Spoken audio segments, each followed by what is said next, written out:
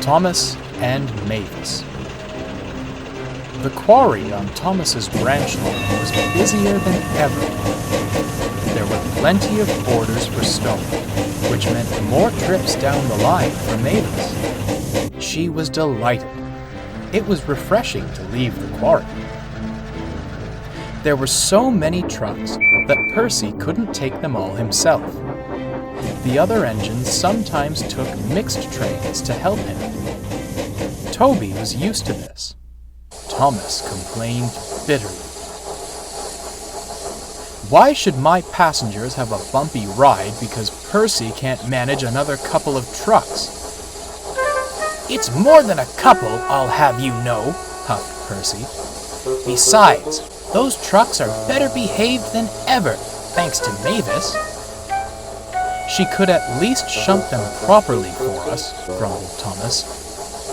Her job is to manage the quarry, not your trains, chuckled Toby. You just want to laze around in the shed. Thomas spluttered, but Percy and Toby just laughed.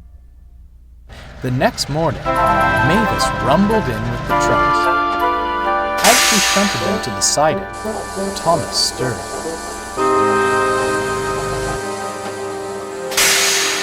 Morning, Thomas, she smiled. Fresh stone for you.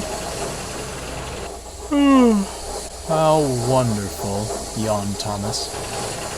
It's lovely coming down the tramway early in the morning, mused Mavis. I wonder when I'll get to see more of the line. Suddenly, Thomas had a cheeky idea. I was in your wheels once. I was stuck at the big station, but I wanted to see more. The fat controller saw how well I shunted the trains for the other engines, and he rewarded me with this branch line. He paused for effect. I think, continued Thomas, if you were to shunt trains, the fat controller would be quite pleased. A little initiative can take you a long way. Down the line, that is. I have some time before I'm due back at the quarry, Mavis smiled. Perhaps I could shunt your train before I go. How's that for helping out? What a splendid idea, Mavis, remarked Thomas. Most kind of you. For several days afterwards, Mavis would shunt Thomas's trains after she brought the trucks down. At first, she was eager to help, but balancing shunting with quarry work soon wore her down. This didn't bother Thomas. All he cared about were a few more minutes of shut-eye. One morning, Mavis fussed into Farquhar and found Percy waiting.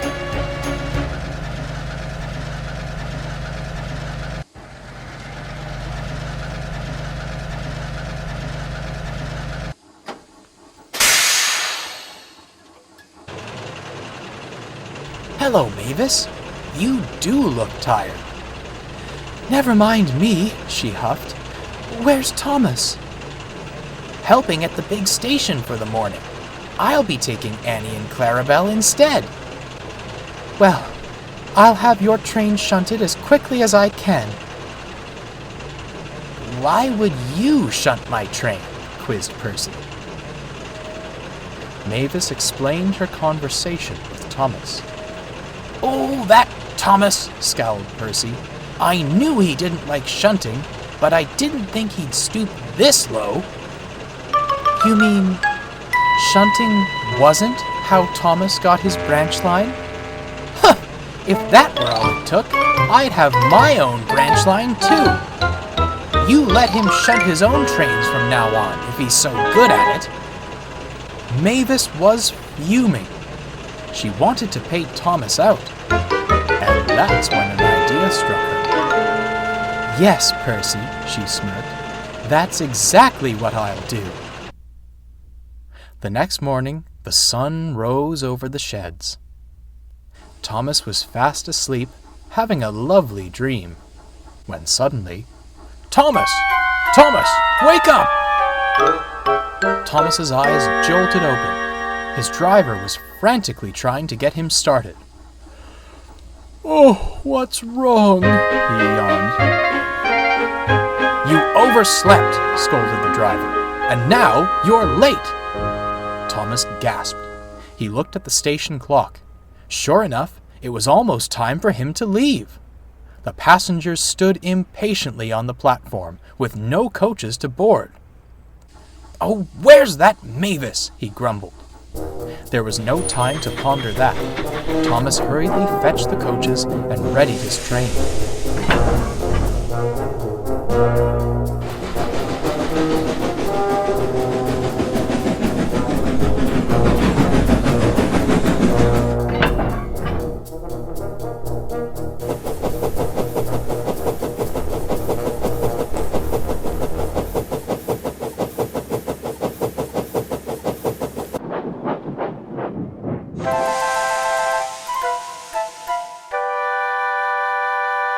He worked as fast as he could, but he was very late as he set off up the line.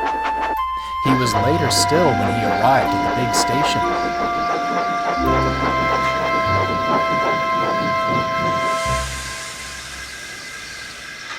The passengers erupted from Annie and Clarabelle. They had some choice words for the station master. Naturally, when the fat controller found out what happened, he had some choice words of his own for Thomas. The next morning, Mavis was surprised to find Thomas wide awake when she arrived at Farquhar.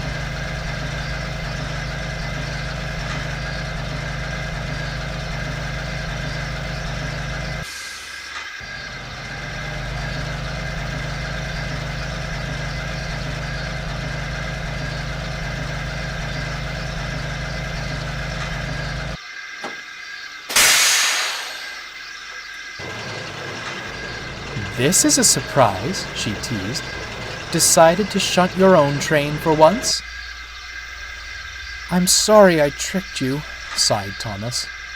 "I certainly made a fool out of myself, didn't I?" He paused and looked at his buttons. "You've worked very hard the last few days, much harder than I have. How would you like it if I worked at the quarry in your place for a while?"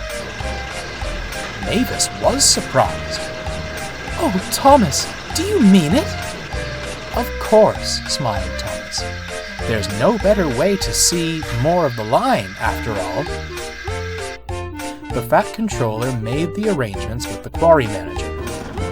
Mavis was soon hard at work on the branch line. While Percy took Annie and Clarabelle, she handled the goods work. She reveled in her journeys to the junction and proved to be really useful. And Thomas? He worked at the quarry for quite some time. It was hard, dirty work, and the trucks put him through his paces. He was thankful when Mavis did come back. And when he returned to his shed, he felt his shut-eye was well earned.